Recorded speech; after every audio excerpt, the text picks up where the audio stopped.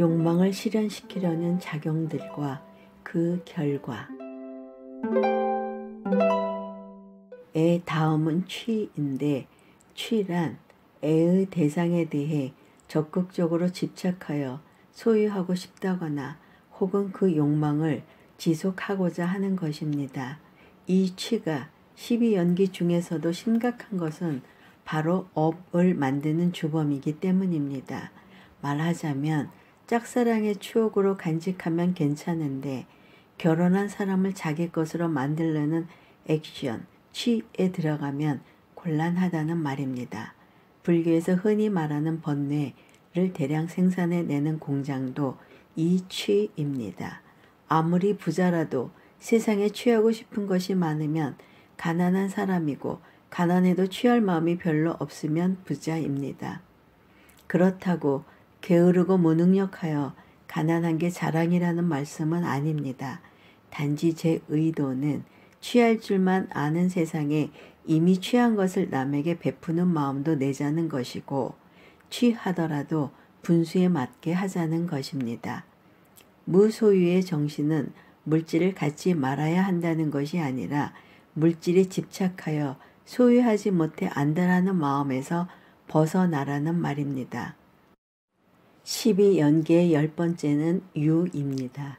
유란 취에 의해 구체적으로 형성된 결과인 업을 말하는데 유형, 무형의 모든 것이 해당됩니다. 결과물인 업을 형태 있는 것에 한정 지으면 안 된다는 말인데 보통 유 하면 눈에 보이는 사물이라는 생각이 들 수도 있기 때문입니다.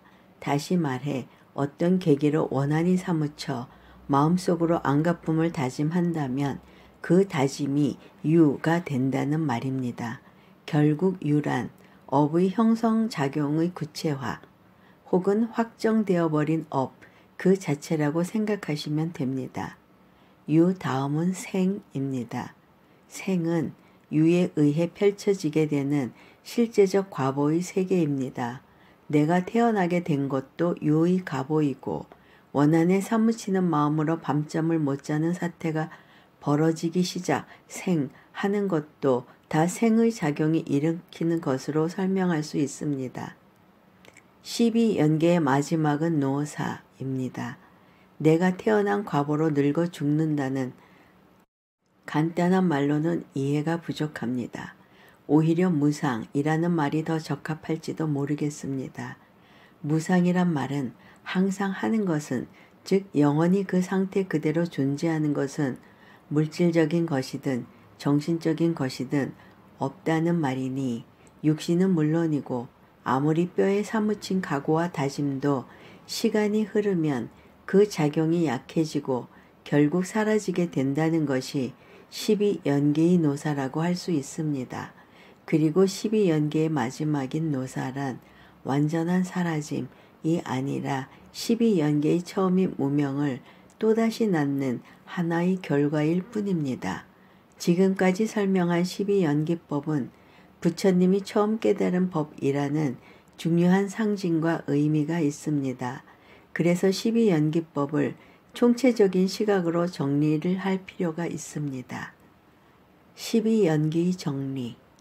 부처님의 깨달으신 실체이기도 한 실은 12연기를 통해 오히려 실체가 없음을, 다시 말해 공의 이치를 얻은 것이지만 이 12연기의 핵심은 그림과 같이 12연기 자체가 서로 맞물려 앞의 것이 없으면 뒤의 것도 없다는 진리를 간파하라는 것입니다.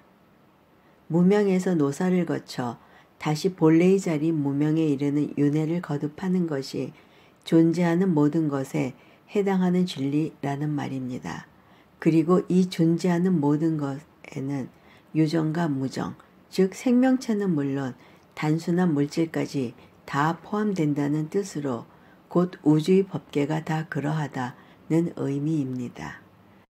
과학 철학의 창시자격인 20세기 최고의 철학자인 화이트헤드 1861년에서 1947년 영국의 물리학자, 철학자의 유기체 철학이 바로 이런 연기론적 사고를 바탕으로 깊이 있게 전개되는데 너무 곁가지를 치는 것 같아 설명을 미루는 것이 애석하긴 합니다만 관심 있는 분은 화이트헤드의 유기체 철학이나 부분과 전체, 과정과 실제 등을 보시면 새로운 안목이 열리실 겁니다. 과연 이처럼 간단해 보이는 12연기를 우리는 어떻게 또 얼마나 이해할 수 있을까요? 그리고 반야신경과 12연기는 어떤 관련이 있을까요? 이 문제들을 마저 풀어야 반야신경 해설이 다음 진도를 나갈 수 있습니다. 12연기를 부처님이 순관과 역관으로 깨달으셨다고 하는 것은 의심할 여지가 없는 것 같습니다. 이 순관과 역관에 대해서는 초기 불교의 많은 경전에서 한결같이 확인해주고 있기 때문입니다.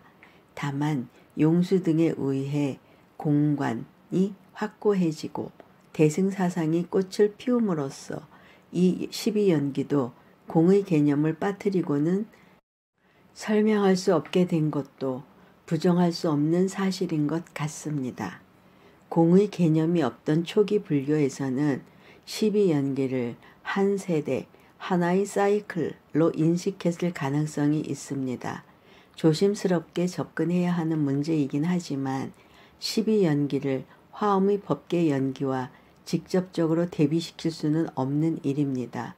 12연기의 순관이란 무명에서 행, 식, 노사에 이르기까지 순차적으로 관하는 방법으로 무명이 있으므로 행이 있고 행이 있으므로 식이 있고 식이 있으므로 명색이 있다는 식으로 관하여 노사에 이르는 것입니다. 그리고 역관이란 노사에서 시작하여 노사가 멸하면 생이 멸하고 생이 멸하면 유가 멸한다고 관하여 무명까지 멸한다고 관하는 것입니다. 순관이든 역관이든 관건은 이것이 있으므로 저것이 생기고 저것이 멸하면 이것도 멸한다는 모든 존재와 그 가치는 서로 의지하고 상이상관 관계 속에서만 이해될 수 있지 독립된 자성이 없다는 사실을 인식하는 데 있습니다. 이 말은 12연기의 순관, 역관을 순환의 고리로 표현한 앞의 그림에서 어느 한 곳에서만이라도 다음으로 넘어가는 고리 역할을 해주는 것을 멈춘다면 곧 공을 채증한 것이므로 즉시 순환의 고리가 멈춘다는 것을 의미합니다. 다시 말해 윤회의 연결의 고리를 공으로 파해버려 윤회에서 벗어나는 것을 말한다는 것입니다. 그래서 공을 설명할 때면 연기를 먼저 설명하고 연기의 본질은 바로 공에 있다고 말하는 것입니다. 제가 앞에서 12연기를 어떻게 그리고 얼마나 이해하는가에 대한 의문을 제기한 이유가 바로 여기에 있는 것입니다. 남은 문제는 반야신경과 12연기와의 관계인데 먼저 앞의 설명을 이해하셨다면 이건 쉽습니다. 반야신경에서는 무무명 내지 무노사, 영무노사진이라고 했습니다. 이 말은 무명에서 노사에 이르는 과정도 없고 역시 없음도 없다 라는 이중부정을 한 것입니다. 이중부정을 쓰는 까닭은 긍정이 아니라 12연기 낱낱의 실상은 공성이라는 말을 하고 싶어서입니다. 그 성품이 공하니 미련을 갖고 집착할 것이 하나도 없다는 말을 하는 것입니다. 이런 일련의 관점에서 보면 현장 시대에도 공이라는 용어를 사용했지만 공이라는 한 글자만으로는 미진함을 느꼈던 것 같습니다. 물론 금강경이 무나, 비만을 사용해 공의 의미를 표현하려고 애쓴 것에 비하면 반야신경에서 적극적이고 명확한 의미로 공을 사용한 것은 분명 사건이긴 합니다. 초반부에서도 거론했지만 저는 이 기회에 한국 불교사에 처음으로 더 적극적인 주장을 제안해 봅니다.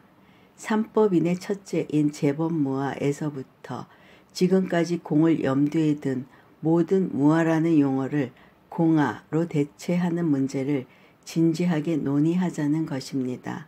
단 무아를 무조건 퇴출시키자는 것이 아니라 기존의 무아는 내가 없다, 실체가 없다, 자상이 없다 라는 없다의 개념에 한정시키자는 것입니다.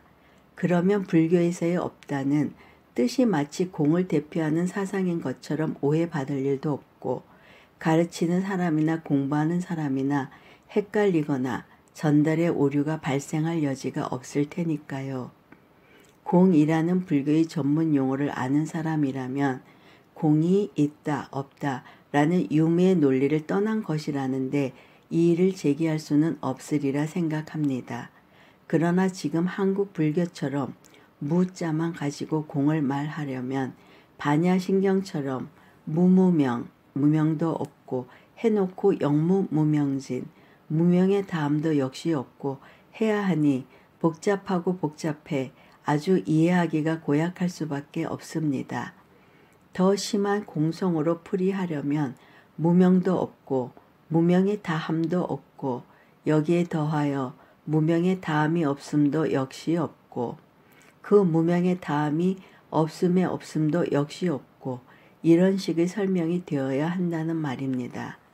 제 주장의 확실한 근거는 제법무아 혹은 무아란 말을 중국에서 만들 때 공이란 용어가 없었다는 것이고 이제는 공이란 말이 불교 이해의 키워드가 되었으니 당연히 공아를 사용하는 것이 자연스러운 일이라는 것입니다. 무슨 말인지는 알겠지만 제법무아의 무아는 진리의 언어이기 때문에 논외의 대상이 아니라고요. 그러나 한글 맞춤법도 몇십 년마다 바꾸고 북한의 말과 남한의 말도 불과 50여 년 만에 전혀 다르게 굳어져 버린 것이 허다한데 무려 2000년이나 지난 용어를 한 번의 조정도 없이 쓰는 것은 문제가 있다는 것이 제 주장입니다.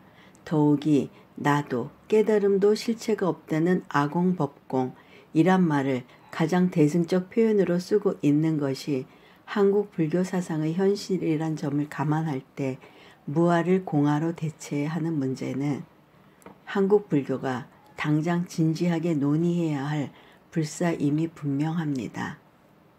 무고집멸도 죽음은 슬픔도 아니고 더더욱 끝도 아님. 한 대학 교수의 연결식 장면입니다. 수십 명의 제자와 유가족 등 수백 명의 애도객이 고인을 추모하기 위해 모였습니다. 고인의 양력, 소개 등이 끝나고 가장 엄숙함과 비통함을 실감할 수 있는 고인의 음성을 듣는 시간이 되었습니다.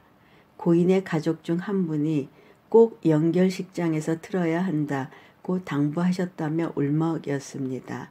가족들도 고인이 자신이 연결식장에서 들려줄 마지막 메시지를 미리 듣지 못한 것이 분명했습니다. 모두들 가슴을 졸이며 테이프를 틀었습니다. 연결식장의 스피커를 통해 생전에 녹음한 고인의 육성이 흘러나왔습니다. 마이크 시험 중 공사 다망하심에도 불구하고 오늘 제 연결식에 참석해 주신 추모객 여러분께 진심으로 감사드립니다. 그리고 아무개는 참석했냐? 아무개란 놈은 아마 아무개는 바빠서 못 왔을걸? 고인의 육성은 가까웠던 사람들의 이름을 일일이 거론하며 자신과의 일하며 고마움 등을 마치 앞에 앉혀놓고 말하듯 너스레를 늘어놓고 있었습니다. 연결식장은 졸지의 눈물과 폭소가 함께하는 웃지 못할 장소가 되었다 합니다. 제가 만들어낸 이야기가 아니라 참석했던 이에게 전해들은 오래된 실화입니다.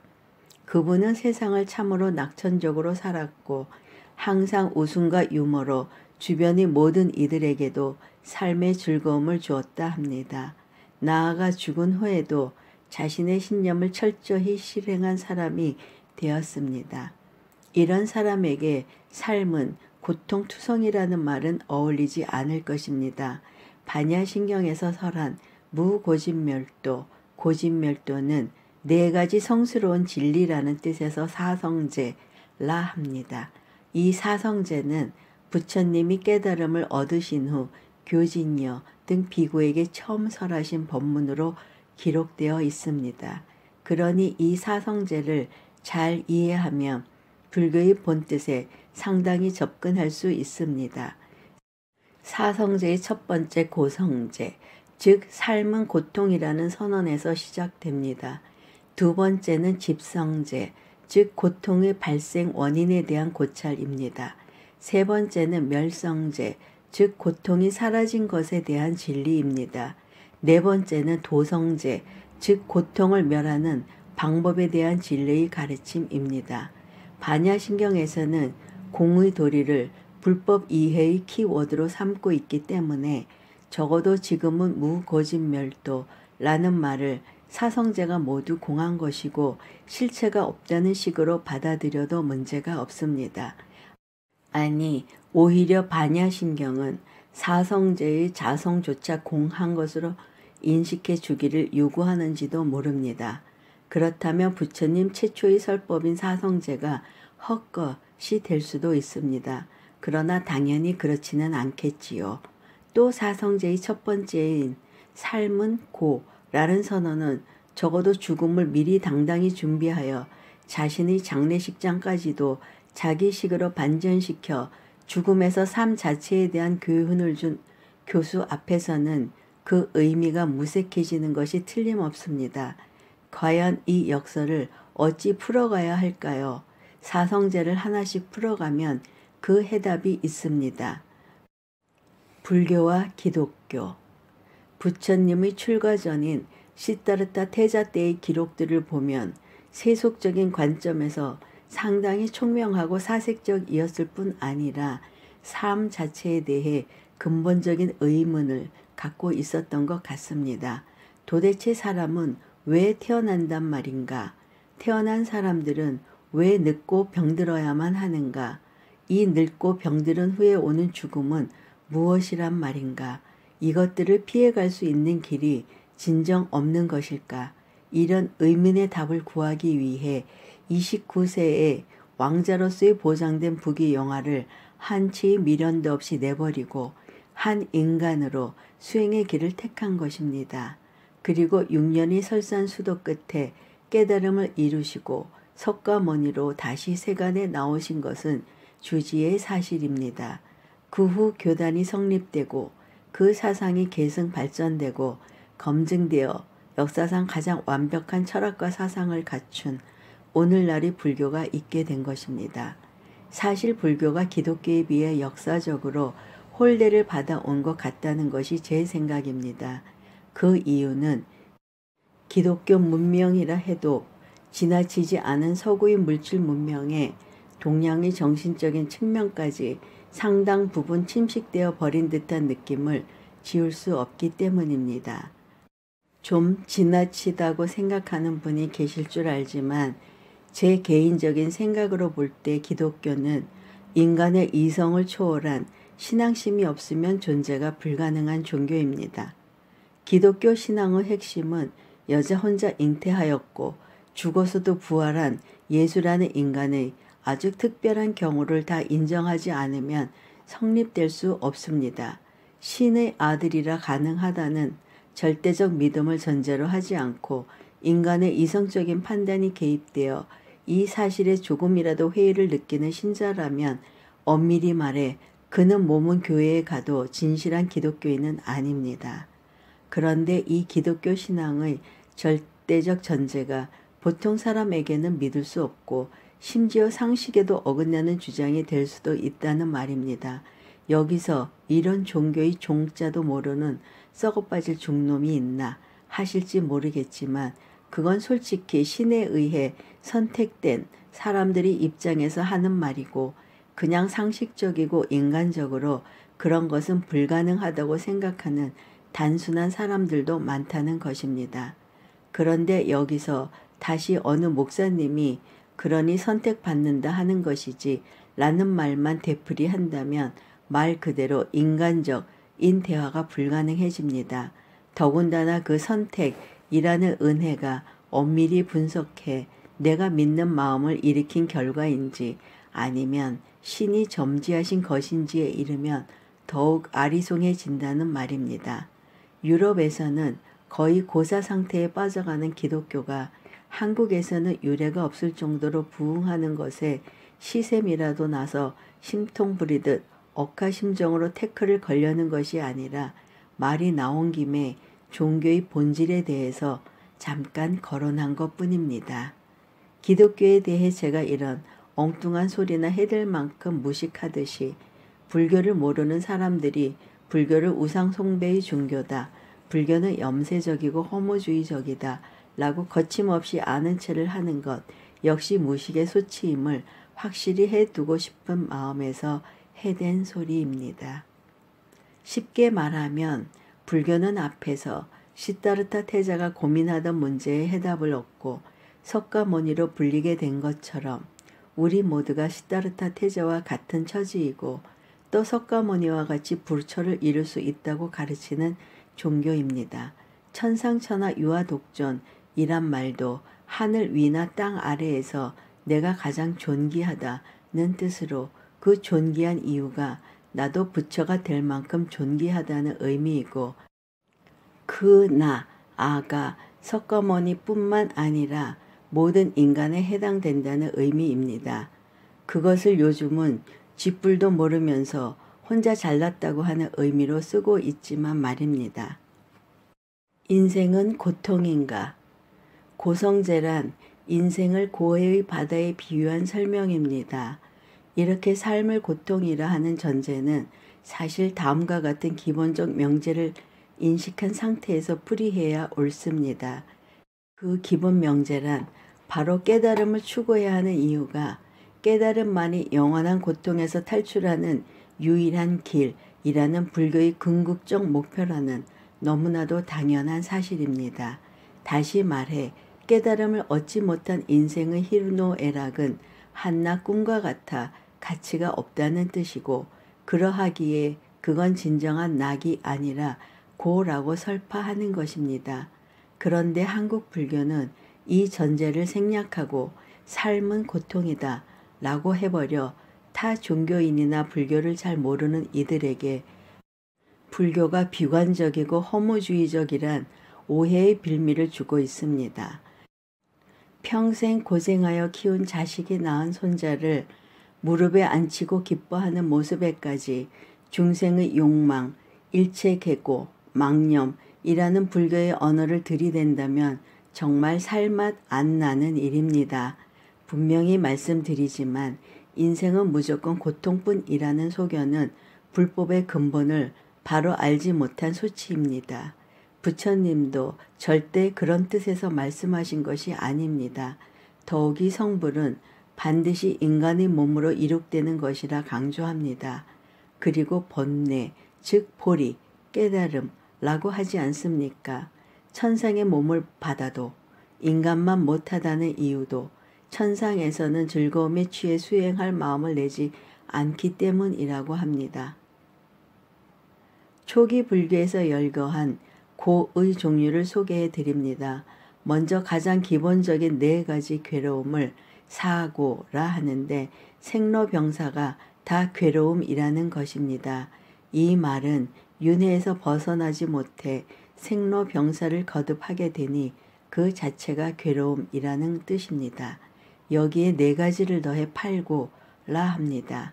더해지는 4가지는 사랑하는 사람이나 집착하는 물건과 헤어져야 하는 괴로움, 애별리고 증오하는 사람이나 혐오하는 물건과 만나는 괴로움, 원증회고, 얻으려고 애를 써도 얻을 수 없는 괴로움, 구부듣고, 반야신경에서 밝혔듯이 오온이 공한 줄 모르고 집착하여 받게 되는 괴로움, 오치온고, 이렇게 4가지를 더해 8가지 괴로움이라고 하는 것입니다.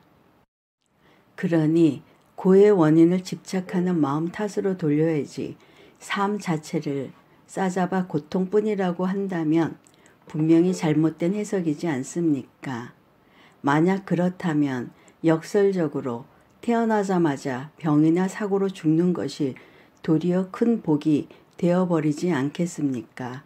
마무리하면 불교의 모든 법은 다시 말해 부처님이 중생을 성불로 이끌기 위해 하신 모든 가르침은 결국은 방편설입니다. 중생들이 고정관념에 집착하고 있으니 그 고정관념에서 벗어나게 하려고 여러 갈래와 방법으로 상황에 따라 말씀하신 것이란 말입니다. 그러한 관점에서 삶은 고다 라고 전제하신 것은 사실이지만 그것은 열반과 해탈에 비하면 중생들이 갖는 모든 가치는 허망하며 더 차원 높은 낙이 있다는 방편의 가르침이지 우리 일체 행위와 삶이 고통뿐이라는 의미는 아닙니다.